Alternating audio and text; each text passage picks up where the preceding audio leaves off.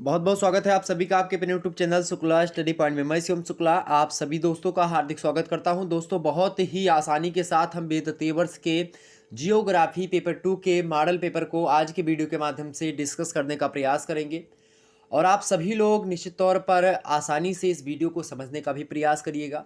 बहुत ही आसानी से मैं समझाऊंगा, बार बार बोलना उचित ना होगा, इसीलिए कक्षा को हम प्रारंभ करते हैं बिना समय गवाए हुए।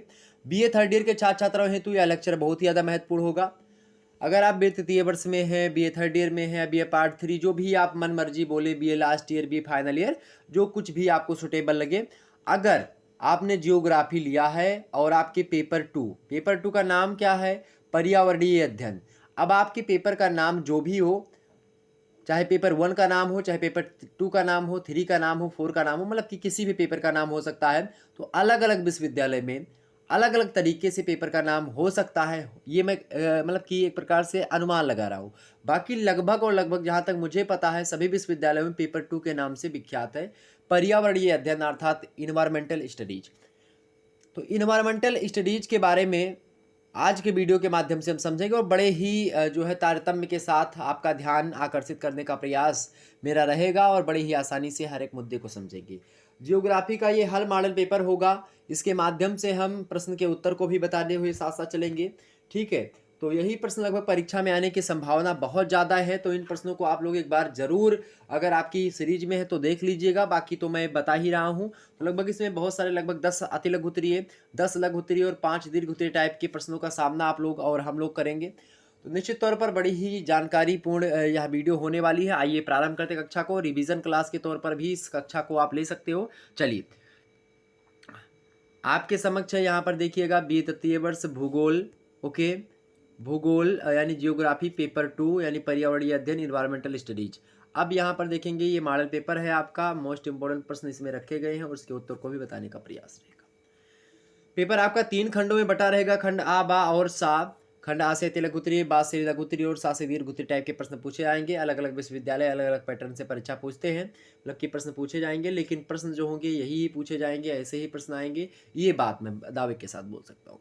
तो यहाँ पर आपको समझना पड़ेगा। सबसे पहले हम अति लघु उत्तरीय प्रश्नों की ओर बढ़ते हैं। अति लघु उत्तरीय प्रश्नों में आपको 10 के 10 प्रश्न दिए जाएंगे, 10 के 10 करने होंगे।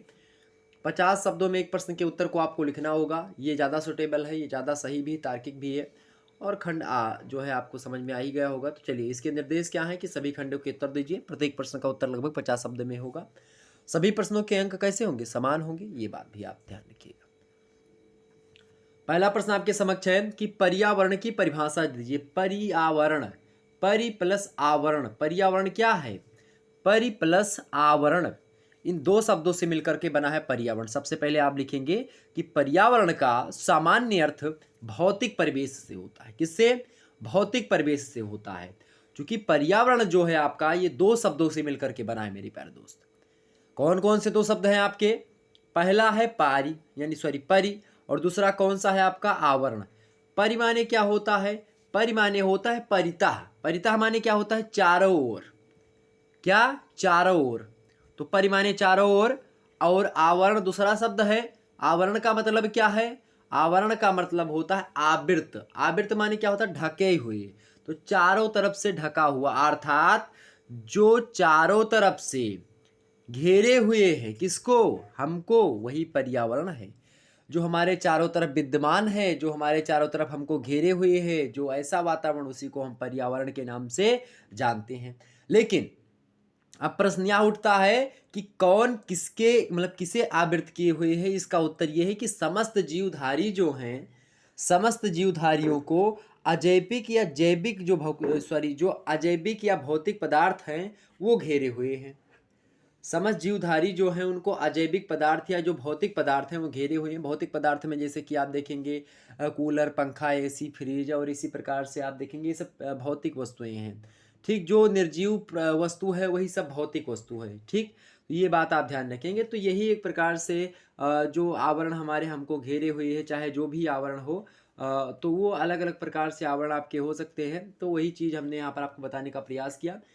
अलग अलग विद्वानों ने अलग अलग तरीके से पर्यावरण को परिभाषित किया है। एक विद्वान है, बड़ी अच्छी परिभाषा देते पर्यावरण की, उनका नाम है रोसे। रोसे महोदय की बड़ी छोटी सी परिभाषा, इसलिए हमने इस परिभाषा को चुना और आपके समझ प्रस्तुत करने का प्रयास करना चाहा। रोसे क्या कहते हैं भैया, इसको थोड़ा सा सुनिएगा। रोसे महोदय कहते हैं कि पर्यावरण एक बाह्य शक्ति है जो प्रभावित करती है। क्या? पर्यावरण एक बाह्य शक्ति है जो प्रभावित करती है किसको? मनुष्यों को। ठीक है, क्या कहा इन्होंने कि पर्यावरण एक बाह्य शक्ति है जो प्रभावित करती, बस इतनी सी परिभाषा रोसे की है। वहीं और भी व्यक्ति का नाम आता है सीसी पार्क महोदय का।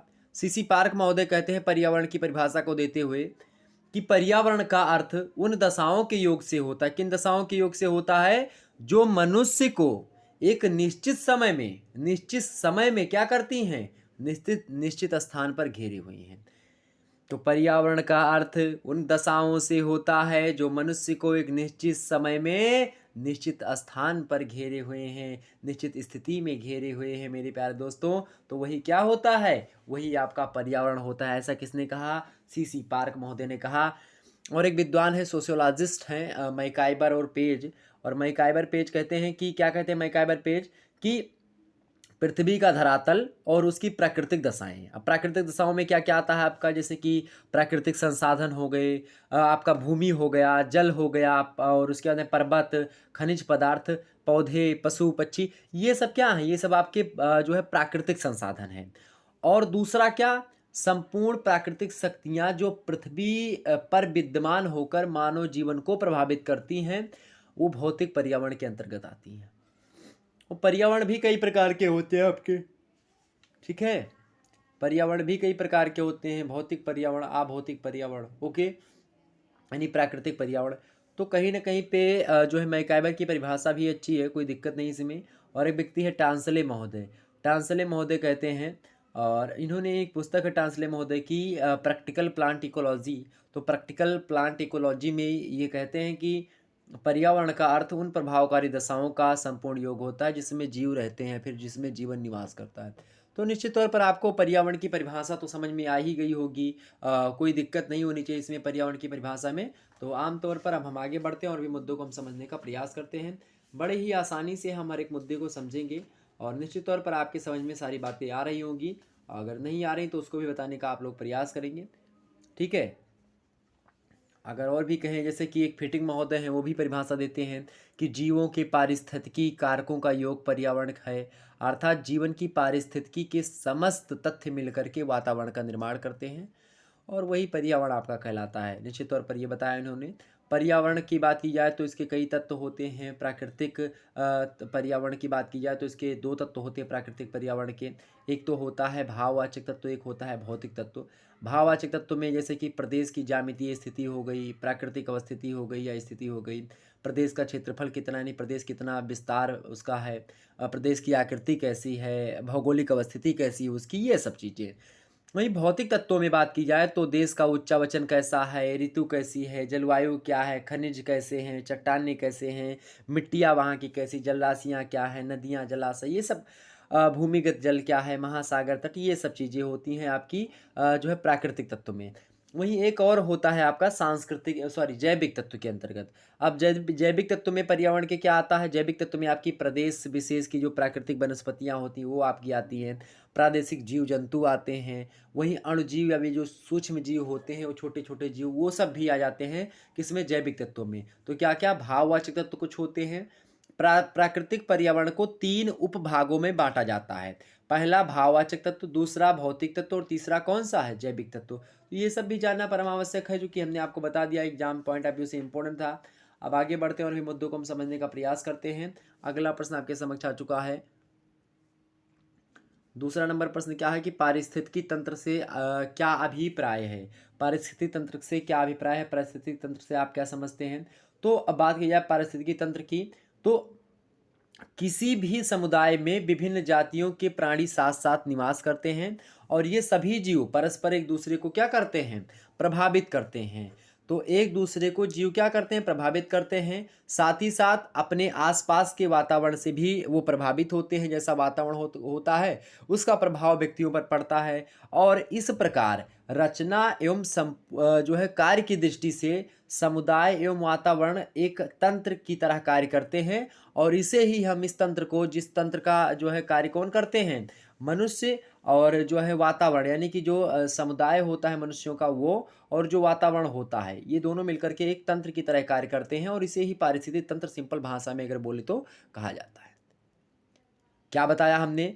हमने बताया कि किसी भी समुदाय में विभिन्न जातियों के प्राणी जो होते हैं, अलग अलग जाति के प्राणी, जैसे कि कोई पशु पक्षी है, कोई जंतु है, कोई मतलब कि कोई मनुष्य है, तो कहीं ना कहीं पे मनुष्य भैंसों से कुछ ले रहा है, भैंस को कुछ दे रहा है, भैंस मतलब समझ रहे हैं ना, भैंस बफैलो, तो उससे हम दूध ले रहे हैं, उसको हम चारा दे रहे हैं, ठीक। या इसी प्रकार से आप हर वस्तुओं से, हर वनस्पतियों से आप कोई दवा बना रहे हैं कुछ अलग अलग तरीके से, तो कहीं ना कहीं पे वनस्पतियां मनुष्य पर निर्भर हैं, और जो है मनुष्य वनस्पतियों पर, मनुष्य पशुओं पर निर्भर हैं, और पशु मनुष्यों पर निर्भर हैं। तो ये कहीं ना कहीं पे जो है एक दूसरे पर जो निर्भरावपन है, ये कहीं ना कहीं पे आपका एक तंत्र का निर्माण होता है। यहाँ से समस्त जीव एक दूसरे को प्रभावित करते हैं अपने अपने गुणों के हिसाब से, साथ ही अपने आसपास के वातावरण से भी लोग प्रभावित होते हैं, चाहे वो जंतु हो, चाहे जीव हो, चाहे वनस्पतियां हो। और इस प्रकार रचना एवं कार्य की दृष्टि से समुदाय एवं वातावरण एक तंत्र का कार्य करते हैं, निर्माण करते हैं, और इसी तंत्र को, इसी कार्य करने की शैली को पारिस्थितिक तंत्र के नाम से जाना जाता है। ठीक है, समझ में आ रही होंगी बातें? बिल्कुल समझ में आ रही तो फटाफट से वीडियो को लाइक करें। वही बात की जाए आगे, और आप क्या लिख सकते हैं इसके बारे में, पारिस्थितिक तंत्र के बारे में आगे लिख सकते हैं क्या, कि इस प्रकार पारिस्थितिकी तंत्र एक आधारभूत कार्यात्मक इकाई होती है, जिसके अंतर्गत वातावरण के जैव एवं अजैव तत्व, ध्यान से सुनिएगा, जैव तत्व भी यानी जैविक भी हैं और अजैविक भी हैं, जो एक दूसरे की विशेषताओं को प्रभावित करते हैं, सम्मिलित किए जाते हैं। किसमें? पारिस्थितिकी तंत्र में। चाहे वो भौतिक वस्तुएं हैं, चाहे वो अभौतिक वस्तुएं हैं, चाहे प्राकृतिक हैं, तो जैविक और अजैविक दोनों प्रकार के तत्व कहीं ना कहीं पे मनुष्य को प्रभावित करते हैं, और मनुष्य उसको प्रभावित करते हैं। तो ये सब चीज़ें सम्मिलित की जाती हैं पारिस्थितिकी तंत्र में। बात की जाए पारिस्थितिकी तंत्र की, तो ये भी आप मेंशन कर सकते हो कि पारिस्थितिकी तंत्र जो है, उसका शब्द जो बना, पारिस्थितिकी तंत्र जो शब्द आया है, उसका सर्वप्रथम प्रतिपादन किया जो है आपका होता है लगभग 1935 की बात है। 1935 ईस्वी में एक व्यक्ति हैं टांसले महोदय, और टांसले महोदय जो हैं, उन्होंने जो है 1935 में सबसे पहले पारिस्थितिकी तंत्र जो था उसके बारे में बताया उन्होंने। ठीक है, तो पारिस्थितिकी तंत्र को पारिस्थितिकी तंत्र किसने कहा? तो टांसले महोदय ने कहा। कब कहा? 1935 में। ठीक है, तो ये बात इतना लिख सकते थे आप। पारिस्थितिकी तंत्र के कई प्रकार हो सकते हैं आपका, स्वतंत्र जो है प्राकृतिक और सौर मतलब की जो ऊर्जा होती है उससे द्वारा प्रेरित तंत्र होता है, प्राकृतिक अनुपूरित ऊर्जा संपन्न और ऊर्जा प्रेरित तंत्र होता है, मानव जो है अनुपूरित ऊर्जा संपन्न और ऊर्जा प्रेरित क्षेत्र होता है, वहीं पर ईंधन प्रेरित नगरीय औद्योगिक तंत्र होते हैं। तो ये कई प्रकार की इसकी संरचना भी कई प्रकार की, कुछ स्वापोषित संगठक होते हैं, और कुछ जैसे कि स्वापोषित में जो भोजन अपने स्वयं बनाते हैं वो स्वापोषित में प्रकाश स्वापोषित पौधे कुछ होते हैं, कुछ रसायन पोषित होते हैं, और कुछ परपोषित संगठन होते हैं जिसमें आप मृतजीवी और परजीवी, प्राणी संभोजी, ये तमाम प्रकार के जीव जंतु, और एक आपका जो है अजैविक तत्व। पारिस्थितिक तंत्र के तत्वों को कार्यात्मक दृष्टि से अगर देखा जाए तो 4 भागों में हम बांटते हैं। कितने भागों में? 4 भागों में बांटते हैं। पहला जो है आपका जैविक तत्व होता है, दूसरा उत्पादन, तीसरा उपभोक्ता, और चौथा कौन होता है? वियोजक। तो ये कई प्रकार की चीज़ें हैं। आगे हम बढ़ते हैं और भी मुद्दों को हम समझने का प्रयास करते हैं। तो ये अभिप्राय इतना अगर आप बता देते पारिस्थितिकी तंत्र के बारे में तो हो जाता। अब पारिस्थितिकी तंत्र की विशेषताओं को लेकर के हमने प्रश्न रखा है, और मैं उसके बारे में आपको बता दूंगा, तो आप लोग परेशान मत होइएगा। अलग अलग विद्वानों ने अलग अलग तरीके से बताया। पारिस्थितिकी तंत्र की परिभाषा तो हमने बता दी। एक व्यक्ति हैं टांसले महोदय, और टांसले ने ही 1935 में पारिस्थितिकी तंत्र की अवधारणा को दिया। अब ये परिभाषा क्या देते हैं? टांसले महोदय की परिभाषा लिख लीजिएगा, प्रकृति वाली है। टांसले महोदय कहते हैं कि पारिस्थितिकी तंत्र भौतिक तत्वों का एक विशिष्ट प्रकार है, और उनकी रचना जैविक तथा अजैविक घटकों से होती है, या अपेक्षाकृत स्थिर समस्थित होता है, मतलब उस समस्थिति में होता है, और या खुला तंत्र होता है, विभिन्न प्रकार मतलब विभिन्न आकार एवं किस्मों का होता है। कई लोग मतलब कि कई प्रकार की चीज़ें होती हैं, तो ये तमाम सारी चीज़ें। वहीं R.L. लिंडमैन महोदय कहते हैं कि पारिस्थितिकी तंत्र शब्द का प्रयोग किसी भी परिमाण में, किसी स्थान समय इकाई के अंतर्गत भौतिक, रासायनिक, जैविक प्रक्रमों से निर्मित तंत्र के लिए किया जाता है। तो ये तमाम सारी चीज़ें इसके बारे में बताई गई हैं। जैसे एक उदाहरण के रूप में अगर हम समझाएं आपको, कि मान लेते हैं कोई झील है, कोई झील एक जो है क्या है, एक झील जो है क्या है, एक पारिस्थितिकी तंत्र है। कोई एक झील है, जो झील क्या है, पारिस्थितिक तंत्र है, जिसमें क्या है कि जल की विभिन्न गहराइयों में विभिन्न प्रकार के जीव निवास करते हैं। जल की विभिन्न प्राकृतिक मतलब कि प्रकृति या भौतिक पर्यावरण के साथ तालमेल जो है रखते हुए वो क्रियाशील है झील। तो कहीं ना कहीं पे आप देखेंगे कि क्या होता है, यही आपका तो झील एक पारिस्थितिक तंत्र है जिसमें विभिन्न प्रकार के जीव जंतु निवास करते हैं। तो समझ में आ गई होंगी बातें। आगे समझते हैं और भी मुद्दों को। तीसरा प्रश्न क्या है, पशु चारण काल से क्या अभिप्राय है। पशु चारण काल से क्या अभिप्राय है, मोस्ट इंपोर्टेंट प्रश्न आपसे पूछ लिया गया। पशु चारण काल क्या है भाई, पशु चारण काल क्या है, तो समय के साथ आप क्या लिखेंगे कि समय के साथ मनुष्य ने पशुओं को पालना भी सीख लिया, और यह विश्वास किया जाता है कि अग्नि के आविष्कार के समान ही पशुपालक भी अचानक या अनायास हुआ होगा, और हो सकता है कि मनुष्य ने आखेट के समय कुछ जानवरों को जिंदा पकड़ लिया हो तथा उन्हें कुछ दिन तक बांध करके रखा हो, और इसी बीच छोटे बच्चों को अपनी माताओं से दूध पीते देखा होगा। और इस तरह से प्रारंभ में पशुओं का पालना या फिर उनको पालतू बनाने के दो उद्देश्य हो सकते हैं मुख्य रूप से। पहला ये कि मांस के लिए या तो पशुओं को पाला जाए, और दूसरा ये कि दूध के लिए। तो मांस के लिए चाहे पशुओं को पालें चाहे दूध के लिए पालें। तो ये पशुचारण का एक प्रकार से अभिप्राय है, आसानी से आप इसके बारे में बता सकते थे, कोई दिक्कत की बात नहीं थी। आगे बढ़ते हैं और भी मुद्दों को हम समझने का प्रयास करते हैं। तो इतना लिख देते हो जाता आपका 50 शब्दों में लिखना था।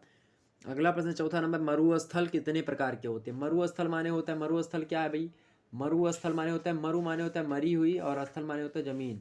तो मरी हुई जमीन को हम मरुस्थल के नाम से जानते हैं। ओके, किसके नाम से जानते हैं, मरुस्थल के नाम से जानते हैं। समझ में आ रही बातें, समझ में आ रही मरुस्थल के बारे में। तो मरुस्थल उसी को कहते हैं। मरुस्थल की बात की जाए तो मुख्य रूप से भौगोलिक स्थिति तथा जलवायु के आधार पर अगर हम देखें मरुस्थल के बारे में, तो भौगोलिक स्थिति तथा जलवायु के आधार पर विश्व में दो प्रकार के मरुस्थल पाए जाते हैं। पहला उष्णकटिबंधीय मरुस्थल यानी कि उष्ण मरुस्थल, और दूसरे शीत मरुस्थल। ओके, दो प्रकार के मरुस्थल पाए जाते हैं खास करके।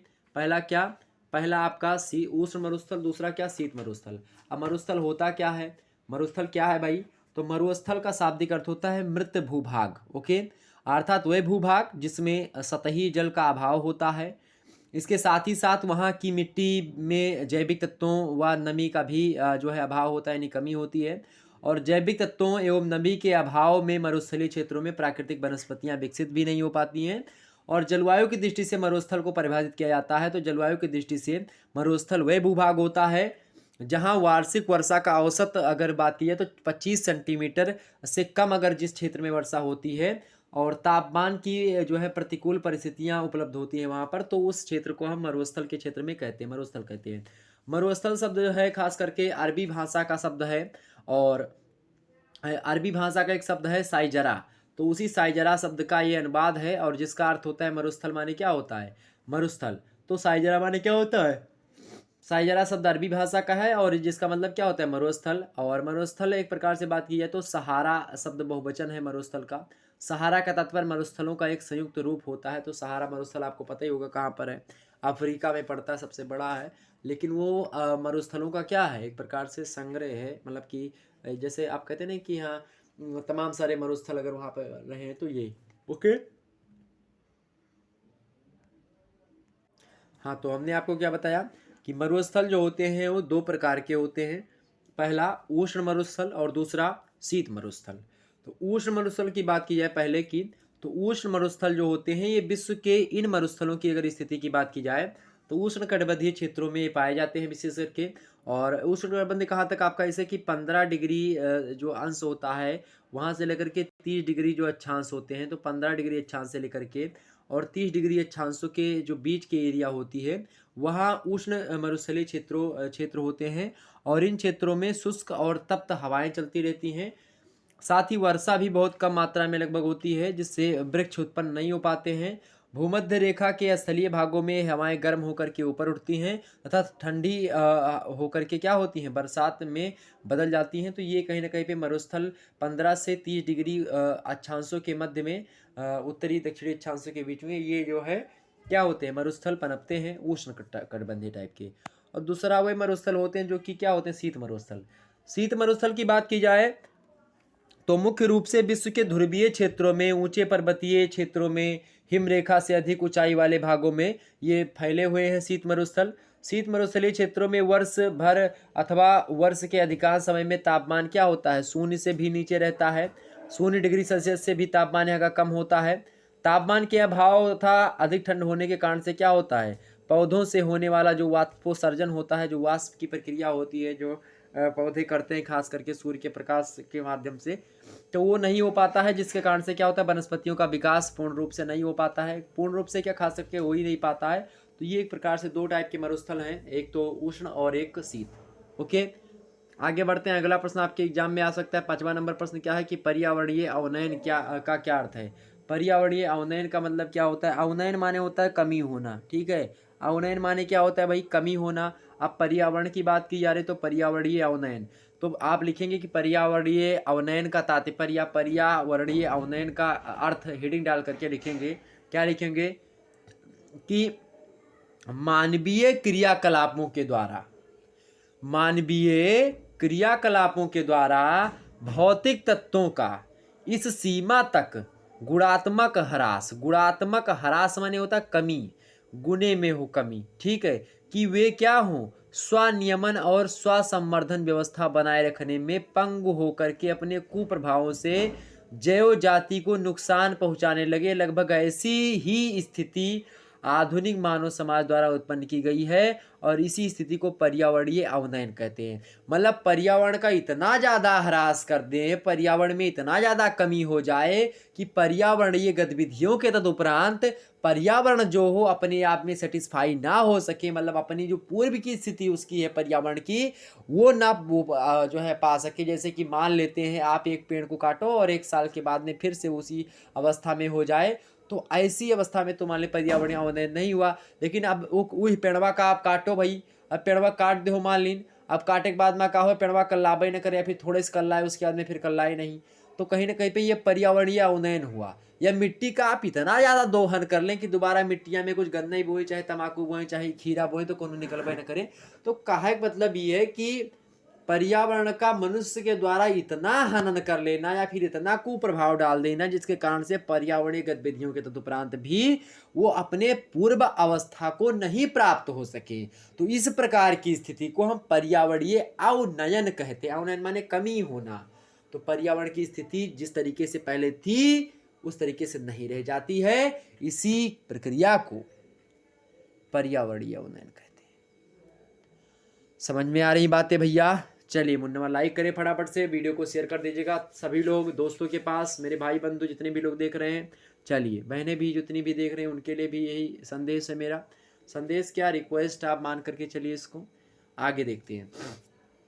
तो पर्यावरणीय अवनयन का अर्थ आपके समझ में आ गया होगा कि पर्यावरणीय अवनयन है क्या। ओके, आगे समझते हैं। अगला प्रश्न आपके 6वां नंबर है वनोन्मूलन। उन्मूलन माने होता है कि वन का जो उन्मूलन हो रहा है, तो वनोन्मूलन से उत्पन्न जो समस्याएं हो रही हैं उसका उल्लेख कीजिए। यानी कि जो वन की कटाई हो रही है, उन्मूलन माने होता है कमी या फिर कटाई होना। तो वनों का एक प्रकार से जो कमी हो रही वनों में, तो उसके कारण से क्या क्या समस्याएं उत्पन्न हो रही हैं, उन्हीं समस्याओं के बारे में जाहिर सी बात है एग्जामिनर जानने का प्रयास करेगा आपसे, और निश्चित तौर पर यह प्रश्न आपकी परीक्षा में आ सकता है। तो वनोन्मूलन से उत्पन्न कई समस्याएं हो सकती हैं। पहली समस्या आप ऐसे लिखेंगे, पहले तो आप समस्या डायरेक्ट नहीं बताएंगे, पहले आप लिखेंगे, क्या लिखेंगे कि वनों के काटने से मानव की तत्कालिक आवश्यकताओं की आपूर्ति तो हो ही जाती है, जो तत्कालिक उसकी पूर्ति है, जो चाह रहा है वनों को काट करके, तो उसकी सेटिस्फेक्शन मिल जाएगा कि भैया लकड़ी काम था, हमने लकड़ी पेड़ काट लिया तो लकड़ी काम तो हो गया, तो तत्कालीन अवस्थाओं की पूर्ति हो जाती है। लेकिन इससे कई दीर्घकालिक या दीर्घकालीन, मतलब कि दीर्घ यानी बाद में टेंशन आपको देंगी, तो इससे क्या होता है, कई दीर्घकालीन एवं अंतर संबंधित समस्याओं का जन्म हो जाता है इसके कारण से।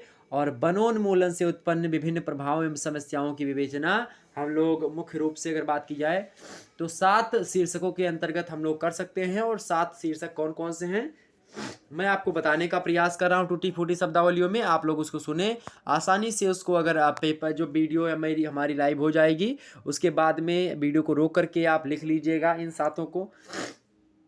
पहला क्या भाई, पहला आपका क्या है, पहला है भूमि क्षरण।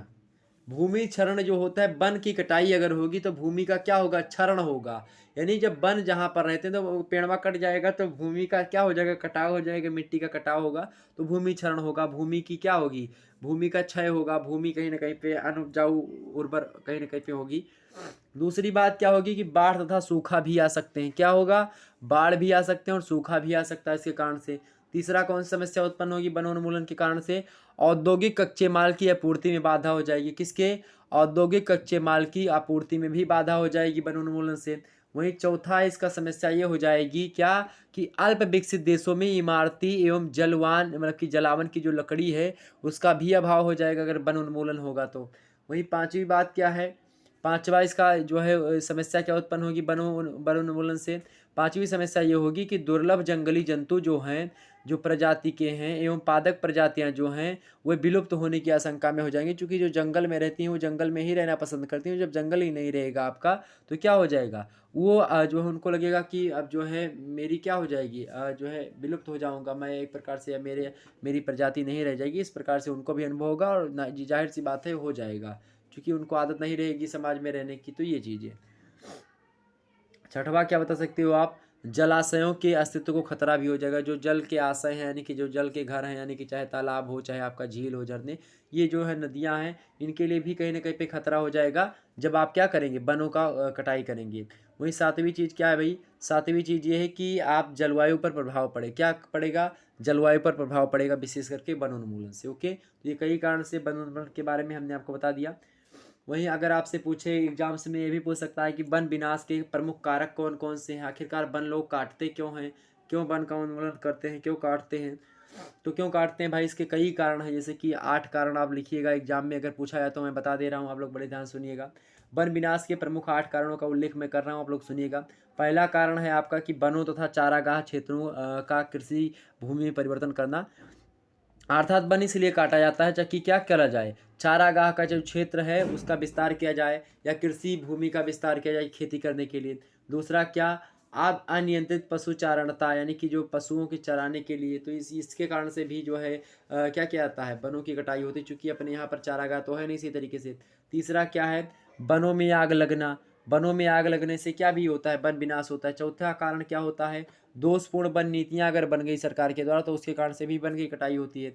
पांचवा इसका कारण ये होता है कि बढ़ता जो औद्योगिकरण है और नगरीकरण जो बढ़ रहा है लगातार, इसके कारण से भी वनों की कटाई होती है। वहीं छठवां कारण इसका ये है कि ऊर्जा उत्पादन के रूप में लकड़ी का उपयोग किया जाता है, तो इसलिए भी कहीं ना कहीं पे वनों का कटाई जो है की जाती है। वहीं सातवां चीज़ क्या है कि बांध या सड़क का निर्माण करना हो तो भी लकड़ी की कटाई करते हैं, इसलिए वन एक प्रकार से विनाश होता है। और आठवीं बात है और लास्ट की, कीड़ों दीमकों एवं बीमारियों का प्रकोप के माध्यम से भी कहीं ना कहीं वनों का विनाश हो रहा है। तो ये कई कारण थे, 8 कारण हमने बता दिए। इसकी समस्या हमने बता दी कि कौन कौन सी समस्या उत्पन्न होगी इसके कारण से, तो ये तमाम सारी चीज़ें हमने आपको समझा दी। आगे बढ़ते हैं और ये मुद्दों को हम समझने का प्रयास करते हैं। अगला प्रश्न आपके समक्ष क्या है, मृदा अपर्दन क्या है। मृदा अपर्दन आप समझ रहे हैं ना, मृदा माने होता है मट्टी, अपर्दन माने होता है कट करके बहना। तो मिट्टी अगर कट करके बह रही है, चाहे वायु के द्वारा कट रही हो चाहे वो जो है जल के द्वारा कट रही हो, तो किसी के द्वारा अगर जो है मिट्टी कट करके बह रही है तो कहीं ना कहीं पे वो अपर्दन के ही परिणाम स्वरूप मतलब अपर्दन ही कहा जाएगा। तो मृदा का अपर्दन हो रहा, तो वही आप क्या लिखेंगे, आप लिखेंगे कि मृदा क्षरण या मृदा अपर्दन, मृदा क्षरण और मृदा अपर्दन दोनों एक ही बातें हैं।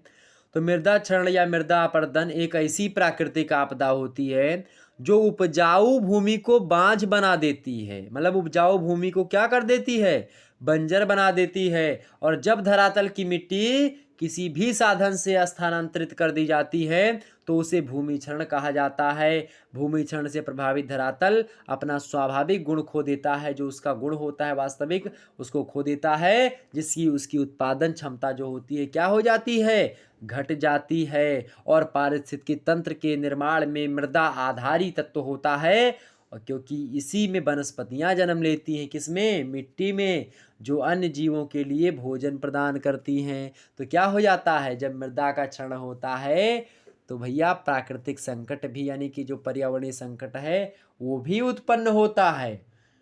मृदा क्षरण यानी कि पानी वर्षा, पानी के द्वारा क्या हुई, मिट्टी की कटाई हुई, ऊपरी परत बह गई। अब ऊपर जो है उर्वरक क्षमता थी उसकी, अब वो कट करके बह गई, तो क्या होगा, आपके यहाँ पर उर्वरक क्षमता मतलब कि भूमि की उर्वरक क्षमता क्षीण हो गई। तो ये सब चीज़ें हैं। ओके, सारी बातें आपकी समझ में आ रही होंगी निश्चित तौर पर। तो मृदा का कट करके बहना भी जो है मृदा कट करके कैसे कैसे बहती, वायु के द्वारा भी कट करके बहती है, जल के द्वारा, खास करके जल के द्वारा बहुत ज़्यादा मिट्टियाँ कट करके बहती हैं। ठीक, तो ये चीज़ हो गई। आगे समझते हैं अगला प्रश्न आपके समक्ष 8वां नंबर, भारत में पर्यावरणीय शिक्षा की आवश्यकता एवं उद्देश्यों के बारे में बताइए। भारत में पर्यावरणीय शिक्षा एवं मतलब शिक्षा की आवश्यकता एवं उद्देश्यों के बारे में बताइए। तो भारत में पर्यावरणीय शिक्षा की आवश्यकता क्या है एवं उद्देश्य क्या है, इसके बारे में सुनिएगा बड़े ध्यान से। पहला उद्देश्य एवं आवश्यकता ये है कि इससे क्या होता है पर्यावरणीय शिक्षा से। पर्यावरणीय शिक्षा है क्या भाई, पर्यावरणीय शिक्षा क्या होती है, पर्यावरणीय शिक्षा की बात की है तो पर्यावरण के बारे में जो जानकारी दी जाती है वही होती है पर्यावरणीय शिक्षा। आप समझिए कि इसका उद्देश्य क्या है और इसकी आवश्यकता क्या है।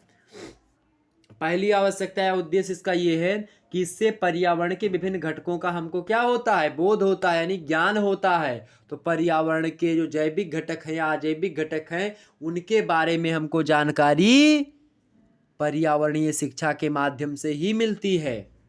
वहीं दूसरा इसकी आवश्यकता है शिक्षा किस लिए है, पारिस्थितिकी एवं पारिस्थितिकी तंत्र तथा मानवीय क्रियाओं का बोध होता है इसके माध्यम से। ओके, वहीं तीसरा इसका आवश्यकता या कारण क्या, मतलब कि उद्देश्य क्या है, इससे क्या होता है कि विभिन्न प्रकार के पर्यावरणीय प्रदूषकों, उनके कारणों, उनके मतलब उनके जो स्रोत हैं यानी कहाँ से हो रहा है जो है प्रदूषण, उन्हें नियंत्रित करने के उपाय भी हम लोगों को मिलते हैं पर्यावरण शिक्षा के माध्यम से, इसलिए भी इसकी आवश्यकता है। वहीं चौथी बात क्या है, मानवीय क्रियाकलापों तथा पर्यावरणीय निम्नीकरण एवं प्रदूषण का पता भी चलता है। वहीं पांचवी बात इसकी आवश्यकता एवं उद्देश्य यह है कि पर्यावरण को सुरक्षित रखने तथा उनमें सुधार की बात की जाए, सुधार करने के लिए जो मानवीय क्रियाओं का अध्ययन होता है ये भी कहीं ना कहीं पेशी के अंतर्गत होता है। वहीं छठवीं बात आप लिख सकते हो क्या, छठवीं आवश्यकता एवं उद्देश्य की पर्यावरण को बचाने के लिए नवीनतम शोध कार्य किए जाते हैं और मानव कल्याण के लिए उनका प्रयोग भी किया जाता है। तो ये भी एक प्रकार से इसका कार्य मतलब कि आवश्यकता में उपयोगिता हो गई। वहीं सातवीं उपयोगिता मतलब की आवश्यकता या फिर इसका उद्देश्य ये है, सातवां क्या भाई, सातवां है कि इससे क्या होता है जन साधारण में पर्यावरण के प्रति चेतना जागृत होती है। वहीं आठवीं बात आप बता सकते हो क्या, आठवीं बात बता सकते हो कि सचेत जन साधारण पर्यावरणीय समस्याओं को सुलझाने के लिए महत्वपूर्ण योगदान दे सकता है। वहीं नौवीं इसकी आवश्यकता एवं उद्देश्य बता सकते हो क्या, कि सरकारी एवं गैर सरकारी संस्थाएं पर्यावरण को प्रदूषण से बचाने के लिए अपना सहयोग दे सकती हैं। तो इन सभी बातों की जानकारी कहीं ना कहीं पे पर्यावरणीय शिक्षा के माध्यम से हम लोगों को प्राप्त होती है। ओके, तो ये बात क्लियर हो गई, ये बात क्लियर हो गई मेरे प्यारे दोस्तों। एग्जाम्स में कभी कभी पूछा जाता है कि पर्यावरणीय प्रबंधन क्या है। तो पर्यावरणीय प्रबंधन को जो है परिभाषित करते हुए एक व्यक्ति हैं डॉक्टर सबिंदर सिंह और डॉक्टर RL सिंह, इन दोनों ने मर्जी मतलब मिली जुली परिभाषा दी है और कहा क्या कहा कि भूपटल पर स्वास्थ्य जीवन की वृद्धि के लिए पर्यावरण गुणता यानी पर्यावरण की जो गुणवत्ता है उसको कायम रखना ही पर्यावरण प्रबंधन होता है। यानी कि जो है स्वास्थ्य जीवन चाहे मनुष्य का हो, चाहे प्रकृति का हो, चाहे वनस्पति का हो, किसी भी व्यक्ति का, किसी भी जो है प्राणी का, किसी भी वनस्पति का जो जीवन है या फिर जो उसके जीवन की वृद्धि है वो सही तरीके से यानी कि उसकी क्वालिटी जो है वो सही रखे, उसी क्वालिटी को उस कायम रखने के लिए पर्यावरण उसी जो कायम रखा जाए। तो ये क्रिया कैसे होगी, जब पर्यावरणीय प्रबंधन के तदुपरांत होगी। ओके, तो ये बात है पर्यावरण प्रबंधन। ओके, यानी पर्यावरण से और मनुष्य इन दोनों का तालमेल बना रहे। ओके, आगे समझते हैं अगला प्रश्न है, भारत में जनसंख्या विस्फोट के कारणों का उल्लेख कीजिए। प्रश्न क्या है, 9वां नंबर प्रश्न है कि भारत में जनसंख्या विस्फोट के कारणों का उल्लेख कीजिए। मोस्ट इंपॉर्टेंट प्रश्न है आपके समक्ष। मोस्ट इंपॉर्टेंट प्रश्न क्या है कि भारत में जनसंख्या विस्फोट के कारणों का उल्लेख कीजिए। भारत में जनसंख्या विस्फोट के कारणों का उल्लेख कीजिए, मोस्ट इंपॉर्टेंट प्रश्न है। एग्जाम पॉइंट ऑफ व्यू से आ सकता है भाई, जनसंख्या विस्फोट के कई कारण हैं भारत में और जनसंख्या वृद्धि के जैसे कि तमाम सारे कारण हो सकते हैं। अब क्या क्या आपको बताया जाए, आपको तो शायद पता ही होगा। चूँकि भारतीय जनसंख्या की बात की जाए तो यहाँ पर आप देखेंगे कि कहीं ना कहीं पे जो है जन्म दर भी ज़्यादा ही है, मृत्यु दर कम है। तो आप लिखेंगे कि भारत में जनसंख्या विस्फोट के कई कारण हो सकते हैं।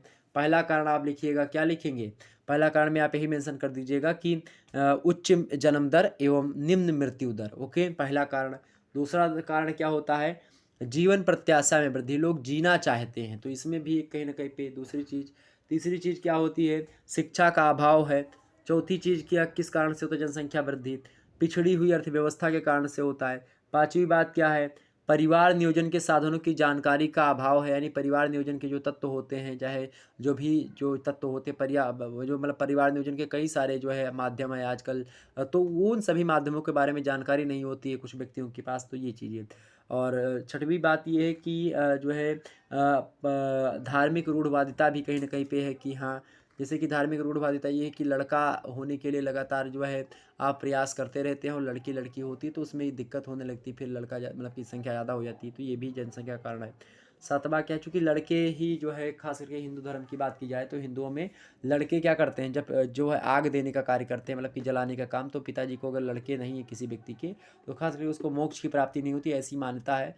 तो इसीलिए लड़कों के चक्कर में जो है जनसंख्या वृद्धि होती जाती है। और सातवां इसका कारण ये है जनसंख्या का कि क्या कारण हो सकता है, सातवां कारण क्या कारण हो सकता है, संयुक्त परिवार व्यवस्था।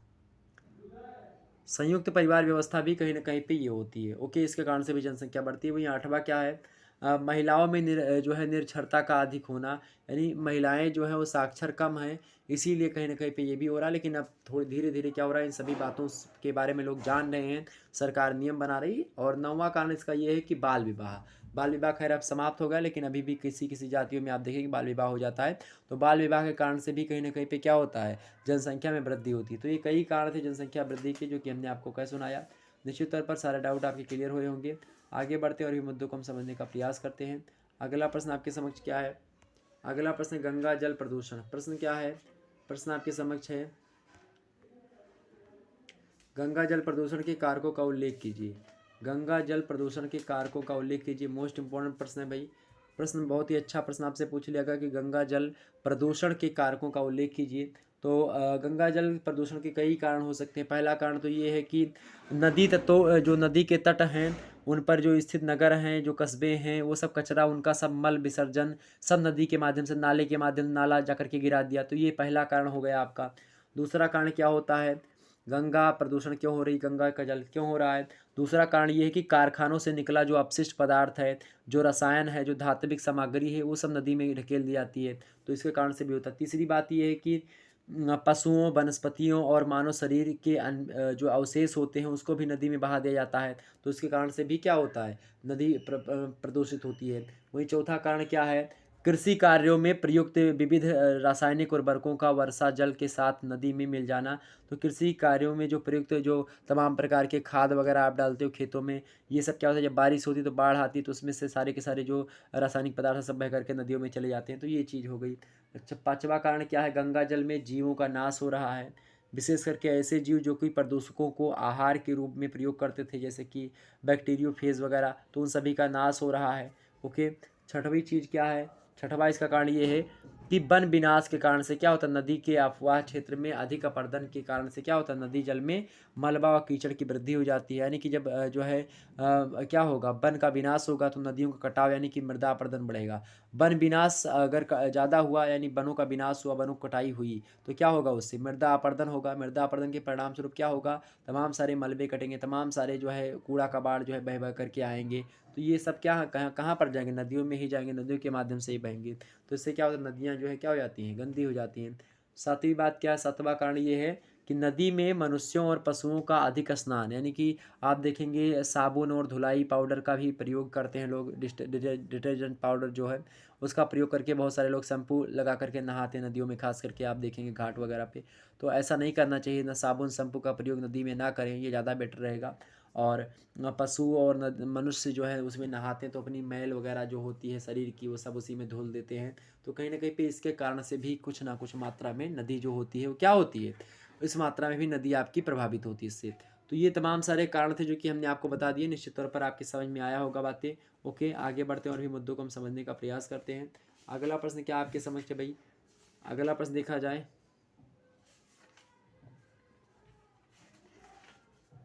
अगला प्रश्न देखिए आप सभी लोग, सभी प्रश्न के उत्तर आपको देने यहाँ पर अब दीर्घ उत्तरीय में हम पहुँच गए भाई, सॉरी लघु उत्तरीय में हम पहुँच गए हैं। लघु उत्तरीय प्रश्नों को देखिए थोड़ा सा, लघु उत्तरीय टाइप के प्रश्न यहाँ पर सभी प्रश्न करने, खंडभाग के 200 शब्दों में इन प्रश्नों के उत्तर लिखना है। आइए देखते हैं भाई, दूसरा प्रश्न क्या है कि ग्लोबल वार्मिंग से भविष्य में घटित होने वाली संभावित मुसीबतों का उल्लेख कीजिए। तो ग्लोबल वार्मिंग यानी होता है वैश्विक तापन। ग्लोबल वार्मिंग माने क्या होता है भाई, वैश्विक तापन। और वैश्विक तापन की बात की जाए यानी जो है जो विश्व में तापमान बढ़ रहा है, जिसके कारण से क्या हो रहा है, तापमान बढ़ेगा, ग्लेशियर पिघलेंगे, ग्लेशियर पिघलेंगे तो क्या होगा, नदियों का जलस्तर बढ़ेगा, नदियों का जलस्तर बढ़ेगा तो क्या होगा, नदियों के जलस्तर बढ़ने से समुद्र का जलस्तर भी बढ़ेगा। जब समुद्र का जलस्तर ज़्यादा बढ़ेगा तो क्या होगा, इससे जो तटीय इलाके हैं वो डूबना प्रारंभ हो जाएंगे, बाढ़ आएगी, कई प्रकार की समस्याएं उत्पन्न होगी। क्या होगा, प्रकृति जो होगी नष्ट होगी, यानी कि जो प्राकृतिक जैविक घटक हैं वो नष्ट होंगे, वनस्पतियां नष्ट होंगी, ये तमाम प्रकार की चीज़ें। अब ग्लोबल वार्मिंग से संभावित मुसीबतें कौन कौन सी हैं, इसको थोड़ा सा एक प्रकार से क्रमबद्धता से अगर हम समझाना चाहें तो पहली जो है विशेषता क्या आएगी कि दशकवार आकलन अगर किया जाए, यानी कि इस मुसीबतें कौन सी हो गई।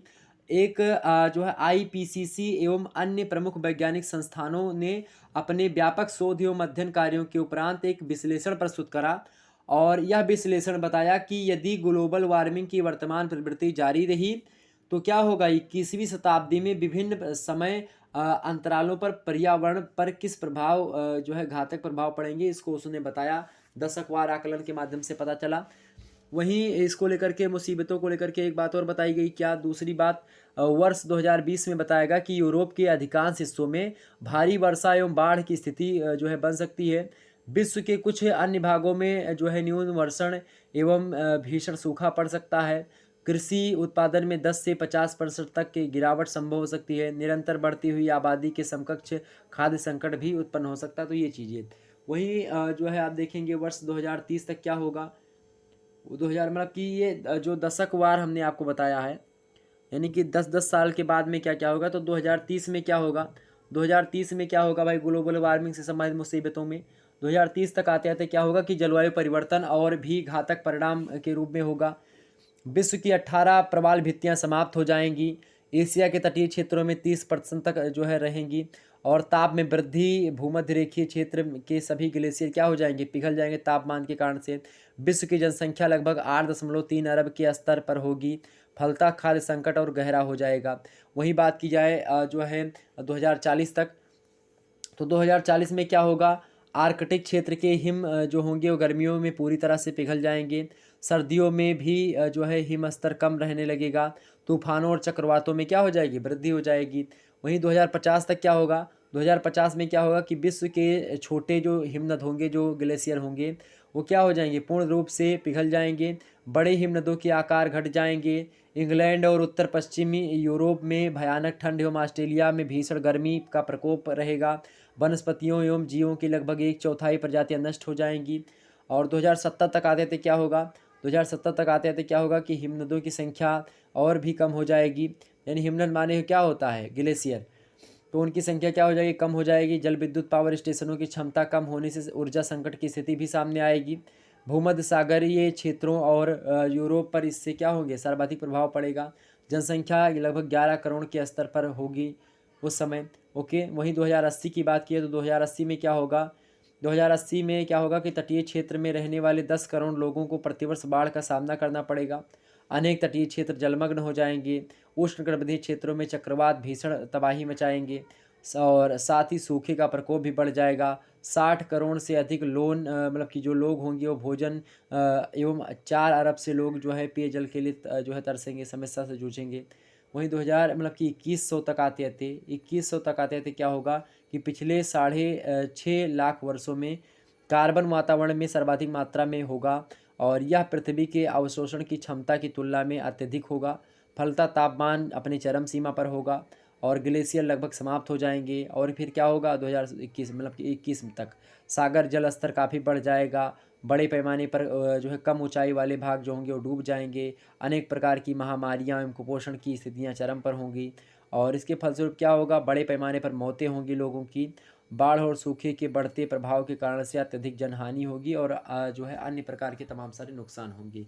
ओके, तो ये तमाम सारे कारण हो सकते हैं, मतलब कि कई जो है प्रभाव पड़ेंगे ये। ओके, वहीं आगे बढ़ते हैं। अगला प्रश्न आपके समक्ष दूसरा नंबर प्रश्न क्या है, दूसरा नंबर प्रश्न आपको दिया गया कि संतृप्त विकास के सिद्धांतों की विवेचना कीजिए।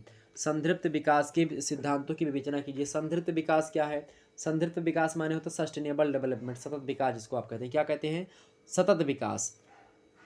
तो आप लिखेंगे सतत विकास के बारे में क्या लिखेंगे कि संतृप्त विकास की मान्यता यह है कि उपयुक्त प्रवृत्ति एवं सामाजिक व्यवस्था द्वारा पारिस्थितिकी तंत्र से पर्याप्त मात्रा में संसाधनों की प्राप्ति हो सकती है जो मानव समाज की वर्तमान एवं भावी जरूरतों की पूर्ति कर सकती है। और स्पष्ट है कि ऐसा विकास नहीं जो पर्यावरण में विद्यमान संसाधनों के उपयोग पर नियंत्रण रखे, जैसा कि पर्यावरण संरक्षण की मान्यता है, लेकिन यह पर्यावरण संरक्षण से हटकर संसाधनों के दोहन पर अंकुश नहीं लगा करके उनकी अभिवृद्धि पर बल देता है, जिसके परिणाम स्वरूप मानव एवं पर्यावरण के मध्य एक ऐसा परिवर्तनशील व्यवस्था का उद्भव हो सके जो संसाधनों के विदोहन, प्रौद्योगिकी विकास तथा संस्थागत परिवर्तनों के द्वारा मानव समाज व वर्तमान एवं भावी आवश्यकताओं के मध्य सामंजस्य स्थापित करने का या फिर उस करने को क्या करती हो, महत्व देती हो। और इस प्रकार संतृप्त विकास की कई प्रकार के सिद्धांत संतृप्त विकास के हैं। संतृप्त विकास का मतलब होता है संतृप्त विकास, यानी कि सतत विकास जो होता है इसका मतलब ये है कि विकास तो हो, फैक्ट्रियां लगें, लेकिन फैक्ट्रियां ऐसी लगाएंगे जो चीज़ ध्यान में रख करके, ताकि पर्यावरण की में कमी ना आए। तो पर्यावरण को ध्यान में रखते हुए फैक्ट्रियों को लगा लिया जाए तो यही आपका क्या होता है, पर्यावरण को ध्यान में रखते हुए अगर विकास होता है तो उसमें कोई दो राय नहीं, तो ये होता है संतृप्त विकास। इसके कई सिद्धांत हैं। पहला सिद्धांत जो है क्या कहता है सतत विकास का कि सामुदायिक जीवन की देखभाल एवं सम्मान करना। वहीं दूसरा क्या कहता है सिद्धांत इसका कि मानव जीवन की गुणवत्ता में सुधार हो। तीसरा क्या कहता है सिद्धांत कि पृथ्वी की सहन क्षमता जो है और विविधता जो है उसका संरक्षण करना। चौथा क्या सतत विकास का जो है एक प्रकार से सिद्धांत, चौथा सिद्धांत दिया कि जो है अननवीकरणीय जो संसाधन है उनकी गुणवत्ता ह्रास को कम किया जाए, यानी जिनको आप नया नहीं कर सकते या फिर जिनको आप बना नहीं सकते उनको कम उपयोग किया जाए, उनकी गुणवत्ता। ठीक। वहीं पांचवी चीज़ क्या है कि पृथ्वी की निर्वहन क्षमता को बनाए रखा जाए। छठवीं बात क्या है कि व्यक्तिगत दृष्टिकोण तथा नियमों में परिवर्तन लाया जाए। वहीं सातवीं बात क्या है, सक्षम समुदायों द्वारा अपने पर्यावरण की देखभाल की जाए। वहीं आठवीं बात क्या है, आठवीं बात है कि समग्र विकास तथा संरक्षण के लिए एक राष्ट्रीय आधार तैयार किया जाए। वहीं नौवां सिद्धांत इसका ये है कि विश्वव्यापी गठबंधन का निर्माण किया जाए। तो ये कई प्रकार के सिद्धांत हैं जो कि हमने आपको बताया, यही पूछे गए थे आपके एग्जाम्स में। ओके, तो ये आपके हो गए एग्जाम्स में, आप लिख दीजिएगा, हो जाएगा आपका। तो इस प्रकार से संतृप्त विकास की बात की जाए तो पर्यावरण के ऐसे सकारात्मक संरक्षण पर बल देता है ये जिसमें क्या हो कि पर्यावरण के जैविक तथा अजैविक घटकों के रक्षण, अनुरक्षण, पुनर्स्थापन, दीर्घकालिक दोहन एवं आवृत्ति को समग्र रूप से महत्व प्रदान करता है। और इस प्रकार संतृप्त विकास कई तमाम सारे मुद्दे पर जो है डिपेंड है, जैसे कि संसाधनों के उपयोग के प्रतिरूपों की अंतर पीढ़ी उलझन समझा दी जाए, मतलब कि बता उसको ख़त्म कर दिया जाए ताकि पीढ़ी दूसरी पीढ़ी जो आपकी आने वाली है उसके लिए भी संसाधन बच सके, और निष्पक्षतापूर्ण संबंध रखा जाए, और समय जो है संस्तर, ये तमाम सारी चीज़ें। तो ये इसका विकास हो सकता है। अगला प्रश्न आपके समझ तीसरा नंबर, टिहरी बांध परियोजना का महत्व एवं विशेषताएं बताइए। टिहरी बांध परियोजना का विकास एवं महत्व बताइए। अच्छा प्रश्न, एग्जाम पॉइंट ऑफ व्यू से टिहरी बांध परियोजना के बारे में प्रश्न पूछा गया है। टिहरी बांध परियोजना का महत्व की महत्व पूछा गया, और क्या पूछा गया, टिहरी बांध परियोजना का महत्व एवं विशेषता पूछी गई है ना। तो भाई देखते हैं महत्व विवेचना इसकी क्या है। तो टिहरी बांध परियोजना के बारे में अगर बात की जाए तो इसका महत्व ये है कि टिहरी बांध परियोजना भारत की सबसे बड़ी और बहुउद्देशीय परियोजनाओं में से क्या है, एक है। और इस परियोजना का मुख्य उद्देश्य बिजली का उत्पादन करना है। किसका उत्पादन करना है, बिजली का उत्पादन करना है। और भी इसके कई सारे उद्देश्य जैसे कि सिंचाई सुविधा का प्रदान करना हुआ, ये भी इसका उद्देश्य है। इसके अतिरिक्त पर्यटन विकास करना हुआ, मछली पालन के लिए, बाढ़ नियंत्रण करने के लिए। तो इस परियोजना के जो है ये सब गौड़ उद्देश्य हैं, छोटे मोटे उद्देश्य हैं, लेकिन मुख्य उद्देश्य इसका बिजली उत्पादन करना है। तो जिससे क्या हो सके, आर्थिक विकास हो सके देश का। तो ये चीज़ है, तो ये इसका महत्व ये है। विशेषता इसकी ये है कि टिहरी बांध परियोजना की प्रमुख विशेषताएं जो हैं वो, पहली विशेषता ये है कि नींव की अधिकतम निचाई की बात की जाए तो बांध शिखर से लगभग 260.5 मीटर गहरी जो है इसकी है। वहीं दूसरी इसकी विशेषता ये है कि बांध का जो प्रकार है वो कैसा है, क्ले कोर रॉक फिल का है। किसका है, clay core rock fill type का इसका बांध का प्रकार है। वहीं तीसरी इसकी विशेषता ये है कि जलाशय का जो क्षेत्रफल है वो 42 वर्ग किलोमीटर में फैला हुआ है। कितने वर्ग किलोमीटर में, 42 वर्ग किलोमीटर में फैला हुआ है। यह जलाशय जो है भागीरथी नदी में 40 किलोमीटर लंबा तथा भीलांगना नदी में 25 किलोमीटर लंबा होगा, ऐसा जो है अनुमान लगाया गया है। वहीं जो है इसकी और विशेषता, चौथी विशेषता की बात की जाए तो टिहरी बांध की सामान्य जलाशय स्तर इसका ये है कि समुद्र तल से 830 मीटर जो है इसका जलस्तर है ऊंचा। और अधिकतम जलाशय स्तर कितना है समुद्र तल से 835 मीटर है।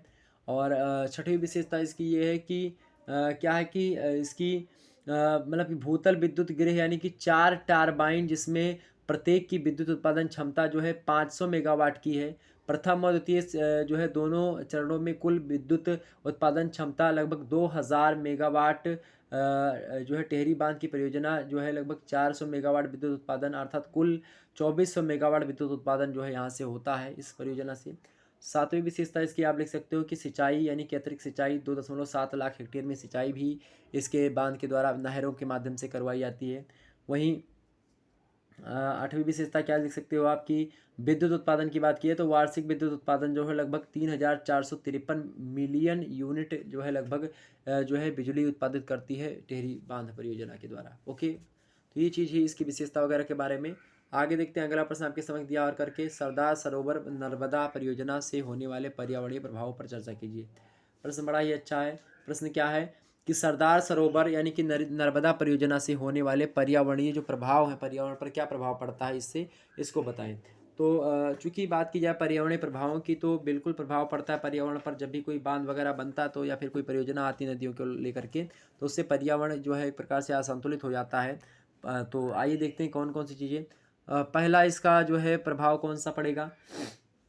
पहला प्रभाव ये है कि सरदार सरोवर परियोजना के कारण नर्मदा नदी मतलब नर्मदा नदी की घाटी की परिस्थिति को गहरी चोट लगेगी क्योंकि समीपवर्ती क्षेत्र जलमग्न हो जाएंगे। अनुमानतः 42,000 हेक्टेयर वन भूमि भी नष्ट हो जाएगी इसके तदुपरांत, जिससे क्या होगा कि पौधों की कई प्रजातियां लुप्त भी हो जाएंगी और अनेक जीव जंतु या तो नष्ट हो जाएंगे या तो फिर कहीं पर दूसरे स्थान पर भग जाएंगे। वहीं दूसरा इसका पर्यावरण पर यह प्रभाव पड़ेगा कि गुजरात का क्षेत्र भूकंपीय संवेदनशील क्षेत्र में घोषित कर दिया जाएगा। सरदार सरोवर के जल भराव से क्या हो जाएगा स्थलीय संतुलन बिगड़ेगा जो भूकंप का कारण भी बन सकता है। और जैसा कि कोयना व भुज में घटित भी हुआ है ऐसी जो सिचुएशन। वहीं तीसरा कारण मतलब कि इसका प्रभाव ये पड़ेगा जो है पर्यावरण पर कि आर्थिक लाभ केवल सीमित क्षेत्रों को मिलेगा जबकि हानि एक विस्तृत क्षेत्र को उठानी पड़ेगी। वहीं चौथी इसकी जो है प्रभाव ये पड़ेगा मतलब पर्यावरण पर। चौथा प्रभाव क्या पड़ेगा कि परियोजना के कारण से क्या होगा विस्थापितों की देखभाल और नए क्षेत्रों में स्थापित करने की प्रक्रिया मात्र कागजी है। हकीकत में भ्रष्टाचार के कारण धन का जो है बंदरबाट जो है एक प्रकार से होगा और विस्थापितों की दशा दयनीय हो जाएगी। जो लोग वहाँ पर निवास कर रहे हैं जब बांध बनता है तो क्या होता है तो पानी रुक जाता है। पानी रुकता है तो ये आसपास के इलाकों में बहने लगता है तो वहाँ के जो निवासी होते हैं जो रह रहे होते हैं चाहे पशु पक्षी हों चाहे वनस्पतियाँ हों तो पशु पक्षी वनस्पति तो अधिकतर नष्ट ही हो जाते हैं।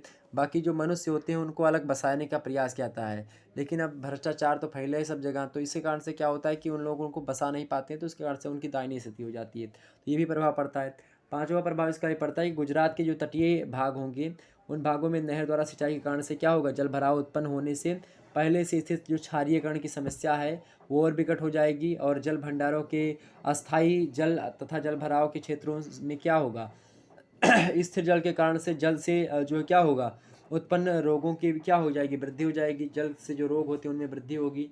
ठीक, और इसी के कारण से और भी जो है छठवां लाभ भी मतलब कि छठवां जो है एक प्रकार से प्रभाव ये पड़ेगा जो है पर्यावरण पर कि एक मुद्दा यह भी उठाया गया है लोगों के द्वारा कि सरदार सरोवर बांध को आर्थिक मतलब अधिक ऊंचा करने के स्थान पर छोटे छोटे बांध बनाए जाएं ताकि क्या हो जाए इससे कम नुकसान हो। तो ऐसा भी सुझाव दिए गए हैं। तो ये था एक प्रकार से। वहीं अगला प्रश्न आपके समक्ष चौथा नंबर प्रमुख वन्य जीव संरक्षण परियोजनाओं का उल्लेख कीजिए। प्रमुख वन्य जीव संरक्षण की जो प्रक्रियाएं हैं उसका उल्लेख करने के लेकर के आपसे प्रश्न पूछा जा रहा है। मोस्ट इंपोर्टेंट प्रश्न एग्जाम पॉइंट ऑफ व्यू से।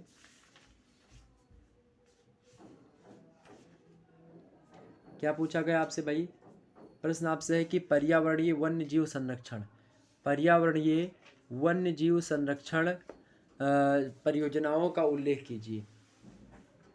तो फटाफट से पर्यावरणीय वन्य जीव संरक्षण क्या है बताने का प्रयास करें आप में से अगर किसी को पता है तो।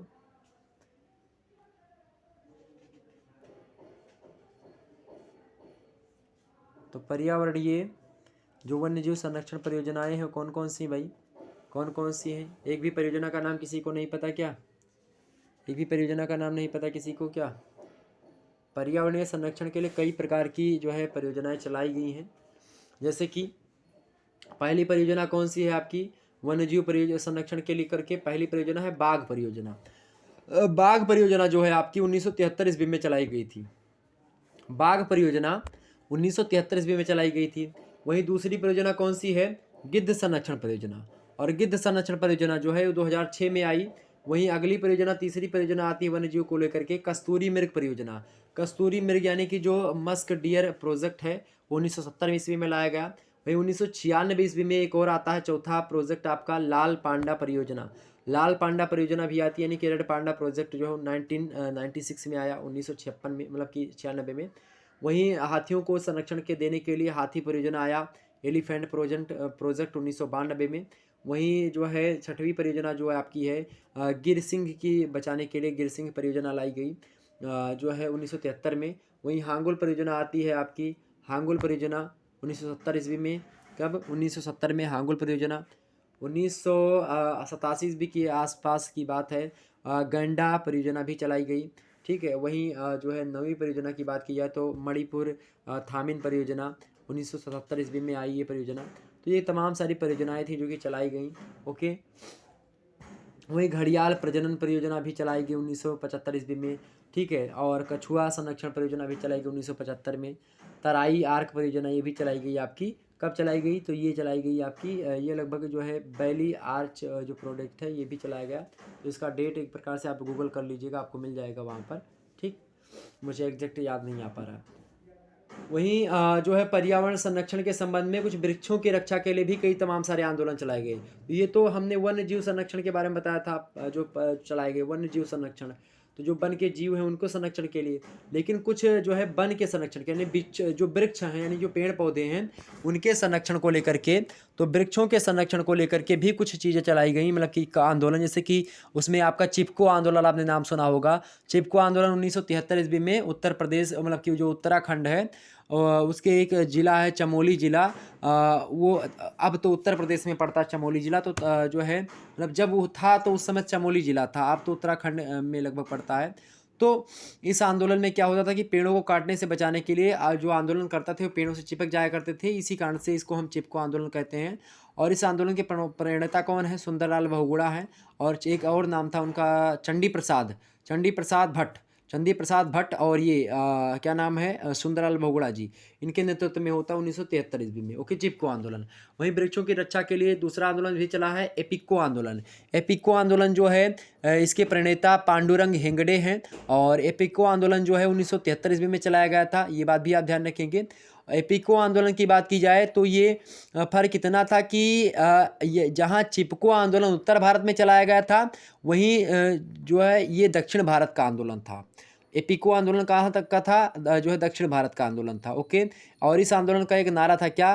कि बचाओ बढ़ाओ और काम में लाओ। क्या? बचाओ बढ़ाओ और काम में लाओ। वहीं तीसरी परियोजना वृक्षों को बचाने के लिए चलाई गई, कौन सी? मैत्री आंदोलन। कौन सा आंदोलन चलाया गया? मैत्री मूवमेंट। मैत्री मूवमेंट की बात की है तो आंदोलन यह उत्तर प्रदेश के पर्वतीय इलाकों, यानी कि वर्तमान में उत्तराखंड में 1995 ईस्वी के आसपास चलाया गया था। और इस आंदोलन के प्रणेता की नाम बात की है तो कल्याण सिंह रावत आते हैं प्रणेता में। और इस आंदोलन का उद्देश्य यह था कि निर्वनीकृत पहाड़ों को पुनः हरा भरा किया जाए।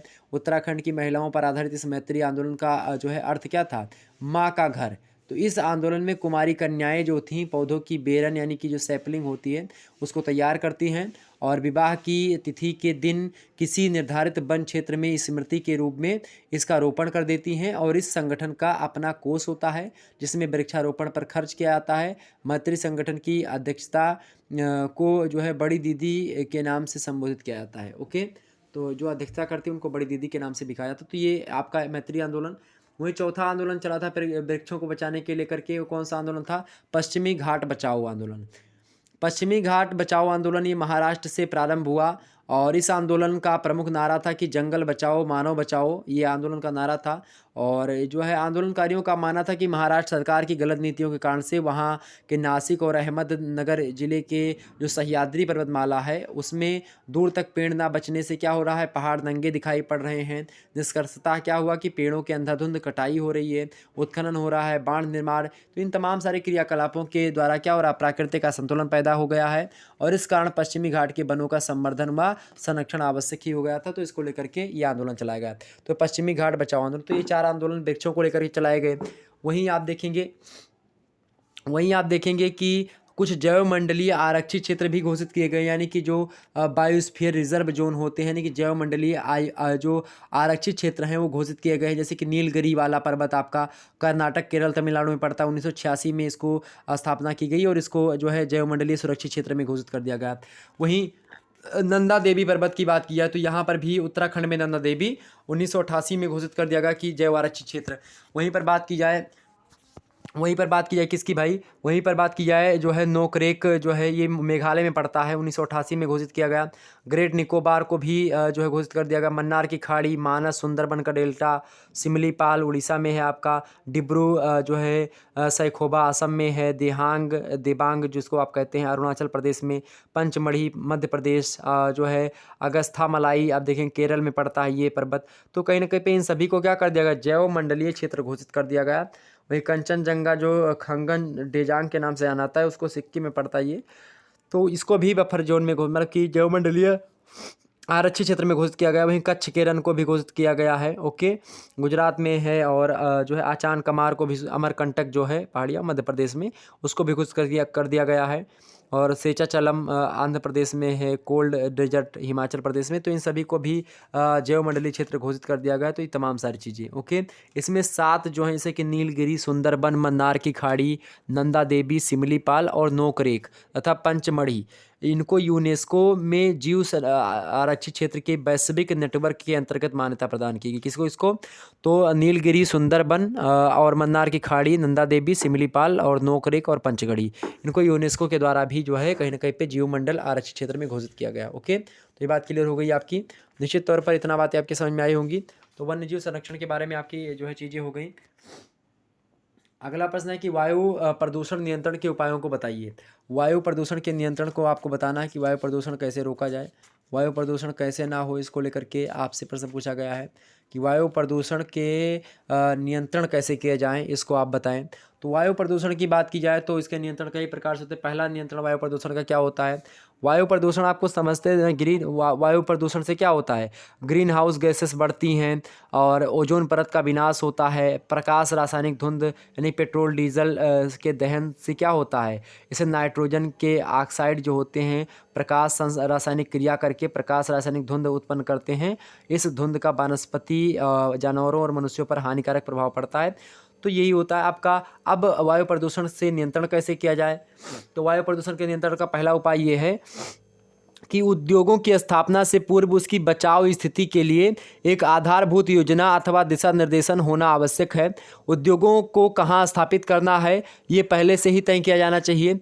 दूसरी बात इसकी ये है, दूसरा इसका हम तभी बता सकते हैं, मतलब कि तभी कर सकते हैं जब क्या, कि गोबर या कूड़ा करकट को इधर उधर ना फेंक करके आबादी के बाहर किसी गड्ढे में डालना चाहिए, जिससे क्या हो, उनसे निकलने वाली जो प्रदूषित वायु से वायु प्रदूषण कम हो सके। तो ये भी बात है। तीसरी उपाय क्या हो सकता है, संरक्षण कैसे कर सकते हैं?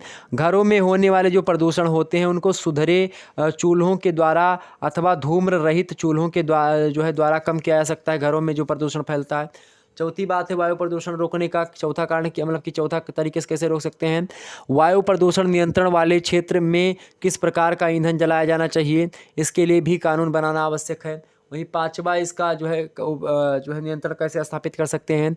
पेट्रोल डीजल से चलने वाले जो वाहन हैं उनका प्रयोग कम किया जाए अथवा उनकी वायु प्रदूषक उत्पन्न करने की क्षमता में कमी लाना जाए चाहिए, और जिससे क्या हो कि वायुमंडलीय सल्फर डाइऑक्साइड जो SO2 तथा कार्बन मोनोऑक्साइड यानी कि CO की मात्रा जो है बढ़ रही है उसकी मात्रा घटे, ओके। वहीं छठवां कार्य क्या करना चाहिए भाई? छठवां कार्य करना चाहिए कि संपूर्ण भौगोलिक क्षेत्र के 33% में वनों को विकसित करके वायु प्रदूषण पर नियंत्रण किया जा सकता है। वहीं सातवीं बात क्या है कि कारखानों को आबादी से दूर खोलना चाहिए और उनकी चिमनियों को अधिक ऊंचा करके उनसे निकलने वाले धुएं को साफ करने के लिए विशेष फिल्टर का प्रयोग भी किया जाना चाहिए। तो ये तमाम प्रकार की चीज़ें हो सकती हैं जिसके कारण से क्या होगा, जिसके कारण से वायु प्रदूषण पर हम लोग रोक लगा सकते हैं। आगे प्रश्न देखते हैं। अगला प्रश्न आपके समक्ष क्या है? 5वां नंबर प्रश्न आपके समक्ष है, मानव पर्यावरण संबंधों की विवेचना कीजिए।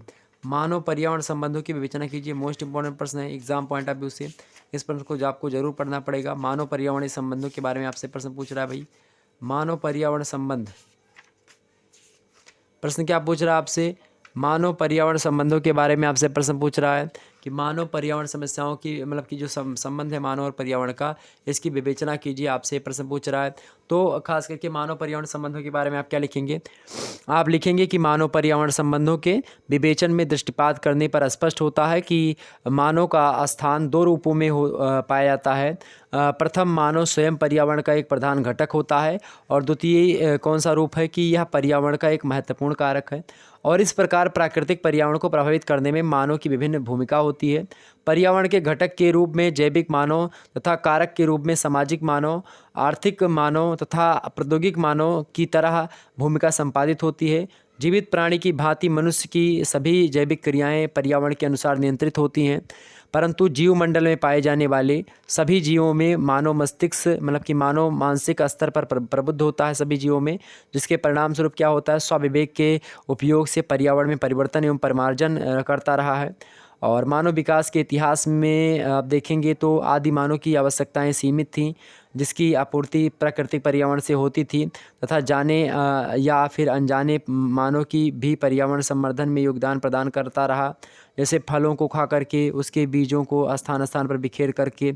इस प्रकार मानव विकास के प्रारंभिक जीवन में मानव की भूमिका अन्य जीवों की भांति एक कारक की ही थी, परंतु आज का मानव क्या हुआ कि धीरे धीरे मानव का विकास हुआ, उसमें महत्वपूर्ण परिवर्तन आया, मानव जनसंख्या में वृद्धि हुई, और इसके कारण से क्या हुआ मेरे भाई, इसके कारण से क्या हुआ, मानव मस्तिष्क का विकास हुआ, धीरे धीरे आर्थिक स्वतंत्रता के लिए छटपटाने लगा मानव, पर्यावरण पर अनावश्यक दबाव जो है बढ़ाने लगा। उसके परिणाम स्वरूप क्या हुआ कि मानव की भूमिका पर्यावरण के प्रति कारक के अतिरिक्त रूपांतरक और परिवर्तक और विध्वंसक के रूप में हमारे सामने आती है कि मनुष्य क्या कर रहा है, प्रकृति को परिवर्तित कर रहा है, उसका रूपांतरित कर रहा है, उसको विध्वंस कर रहा है। तो ये तमाम प्रकार कीजिए। और मानव पर्यावरण का एक अंग था, मित्र के रूप में था, जो उसके जो है अब उसके स्वामी के रूप में उभर करके सामने आया है। पहले मित्र था, अब स्वामी, यानी कि प्रकृति पर अपना अधिकार जमाना चाह रहा है मानव। तो उसके कारण से क्या होता है कि मानव पर्यावरण का जो संबंध है वो क्या हो रहा है, वो थोड़ा बहुत बिगड़ रहा है। इसके कारण से आप तमाम सारे नकारात्मक प्रभाव आने वाले समय में देख सकते हैं। ओके, तो ये चीज़ें क्लियर हो गई आपकी। आगे बढ़ते हैं, अगला प्रश्न का हम समझने का प्रयास करते हैं। अगला प्रश्न आपके समक्ष है कि पारिस्थितिकी तंत्र की प्रमुख विशेषताएं बताइए। पारिस्थितिकी तंत्र की प्रमुख विशेषताएं आपसे पूछ रहा है भाई, समझते हैं पारिस्थितिकी तंत्र की कौन कौन सी विशेषताएं हैं। तो पहली विशेषता पारिस्थितिकी तंत्र की क्या है कि पारिस्थितिकी तंत्र पारिस्थितिकी अध्ययन की मूलभूत इकाई होती है। दूसरी विशेषता इसकी ये है कि इसकी संरचना जैविक व अजैविक घटकों से होती है। तीसरी विशेषता इसकी ये है कि जैविक व अजैविक जो संघटक होते हैं उनमें अंतर्क्रियाएं भी होती हैं। चौथी बात इसकी ये है, चौथी विशेषता की जैविक संगठक के जीवों में भी अंतर्क्रियाएं होती हैं। पांचवी विशेषता इसकी ये है कि पारिस्थितिकी तंत्र में स्वसाम्य स्थिति क्रियाविधि के कारण स्थिरता व संतुलन बना रहता है।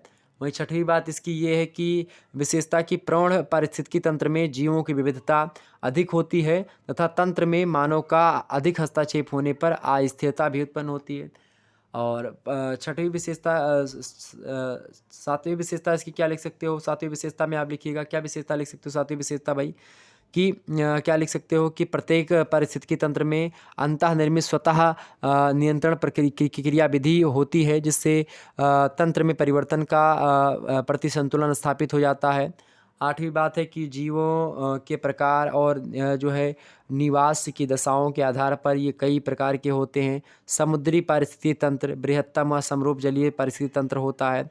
और नवीं बात ये है कि जो है ये प्राकृतिक संसाधन तंत्र होते हैं, जो पारिस्थितिक तंत्र होते हैं प्राकृतिक संसाधन तंत्र होते हैं। ओके, वहीं 10वीं बात की जाए तो ये प्रत्येक पारिस्थितिक तंत्र संबंधित क्षेत्र के समस्त जीवों व भौतिक पर्यावरण का प्रतिनिधित्व करता है।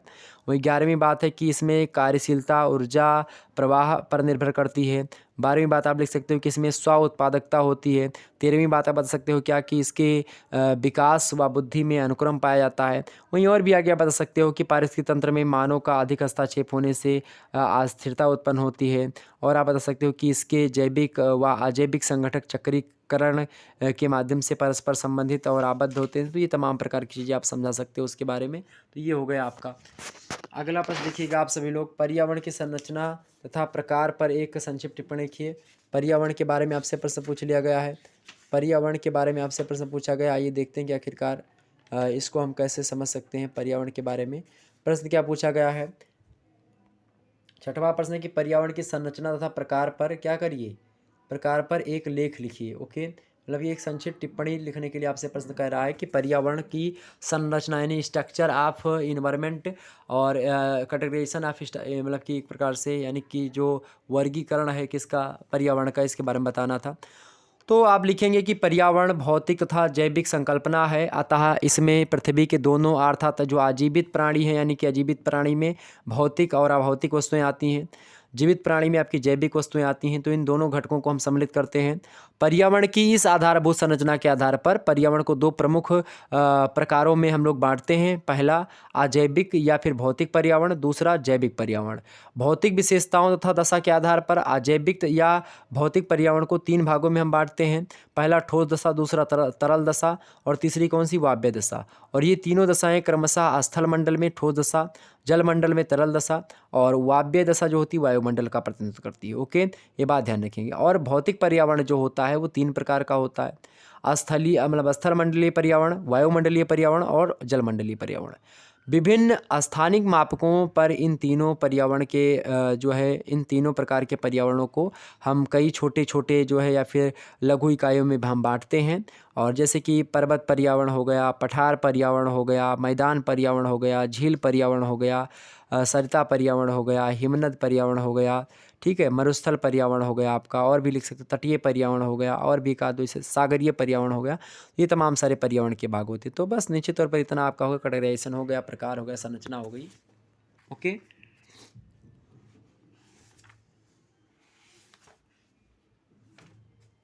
आगे बढ़ा जाए, आगे बढ़ा जाए भाई, आगे बढ़ते हैं और मुद्दों को हम समझने का प्रयास करते हैं। ओके, अगला प्रश्न क्या है आपके समक्ष, पर्यावरणीय संकट के कारणों का उल्लेख कीजिए।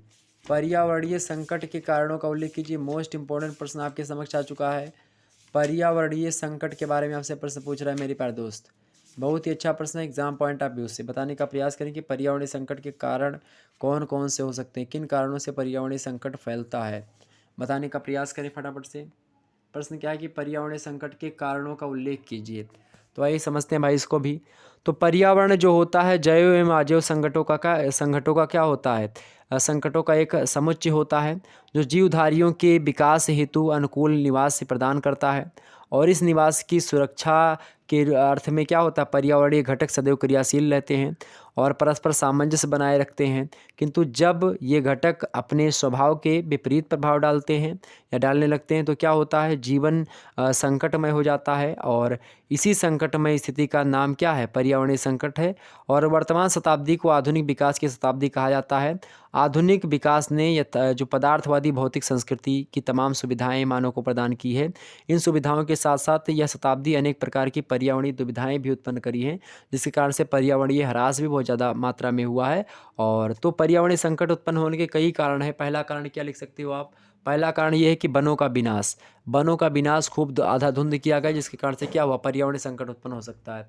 दूसरा कारण किस पर्यावरणीय संकट कैसे उत्पन्न होता है, जलवायु परिवर्तन होता है तो इसके कारण से होता है। तीसरा क्या, तीसरा कारण है आपका अत्यधिक पशुचारण हो, यानी कि पशुओं की चराई अगर अधिक मात्रा में हो गई तो वनस्पतियाँ नष्ट हो जाती हैं। चौथी बात ये है कि चौथा कारण है आपका कि निर्धनता, निर्धनता है तो भी उसके कारण से क्या होता है, पर्यावरण पर संकट अधिक मात्रा में पड़ता है। पांचवा क्या होगा, पांचवा कारण कौन सा होगा आपका, कृषि भूमि विस्तार, कृषि भूमि के विस्तार के चलते जो है जंगल को काटा जा रहा है।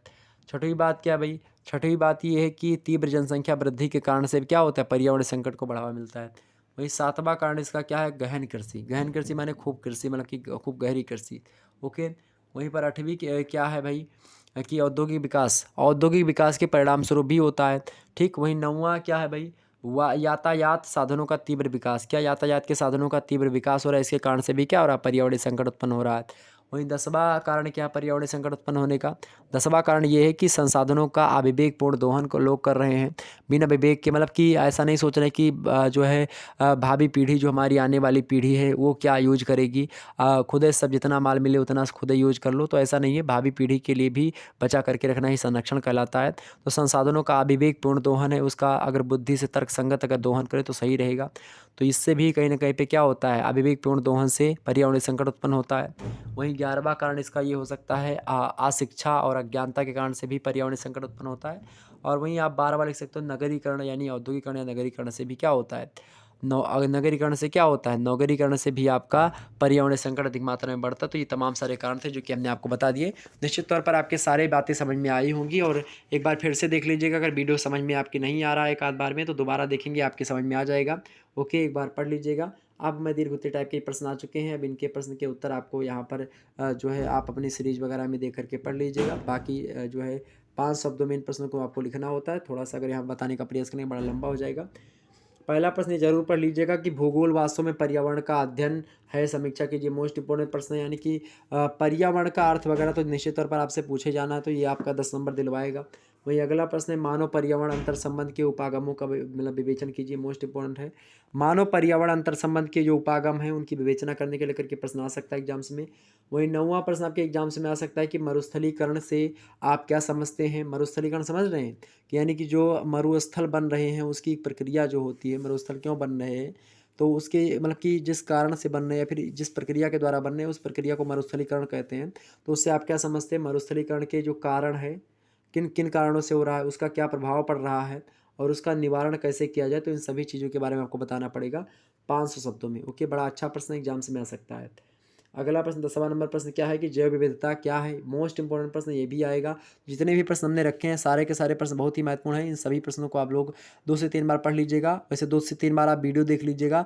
निश्चित तौर पर आपके जो 20 प्रश्न हमने बताए हैं अति लघु उत्तरीय के 10 और 10 लघु उत्तरीय के, वो आपके क्लियर हो जाएंगे। प्रश्न क्या है 20वां नंबर की 10वां नंबर प्रश्न क्या है कि जैव विविधता क्या है, इसे कितने भागों में बांटा जा सकता है। जैव विविधता संकट के कारणों का उल्लेख कीजिए। मोस्ट इंपोर्टेंट प्रश्न है। सबसे पहले यहाँ पर जैव विविधता के अर्थ को बताना होगा, उसके बाद में परिभाषा बतानी होगी, उसके बाद में उसके प्रकार को बताना होगा, फिर उसके बाद में जैव विविधता की जो संकट हैं क्यों हो रहे हैं उसके कारण आपको बताना है। ओके, आगे 11वां यानी लास्ट प्रश्न, इसका 2 प्रश्न ही छांट कर करने हैं इनमें से, ये बात भी ध्यान रखिए पेपर में।